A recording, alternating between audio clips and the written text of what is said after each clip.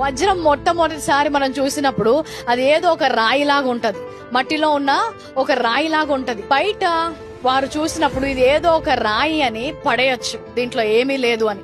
కానీ ఎవరికైతే ఈ వజ్రం గురించిన జ్ఞానము తెలుసో వారు ఆ రాయిని చూసినప్పుడు అది ఏదో రాయి పడేయాల్సిందన్నది కాదు, గాని ఇది ఒక విలువైనది అని వారు తీసుకుంటారు. అది తీసుకొని దాన్ని రిఫైన్ చేసినప్పుడు అందులోంచి ఒక శక్తివంతమైన పదార్థము వజ్రాలు బయటికి పడతాయి. హల్లెలూయా. సో బయట ఉన్న వాళ్ళకి ఆ రాయి యొక్క విలువ తెలియకపోవచ్చు. ఈ రోజు మీ చేతిలో ఉన్న విలువ బయట ఉన్న వారికి వెర్రితనంగా ఉండొచ్చు.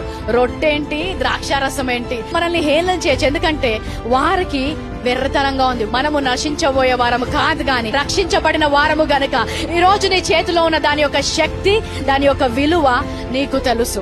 ఆమేన్. ఈ లోకానికి వెర్రితనంగా ఉండొచ్చు. ఏంటి ఒట్టి రొట్టె మీకు స్వస్థత వస్తుందా, ఆ జ్యూస్ తాగితే మీకు విజయం వస్తుందా?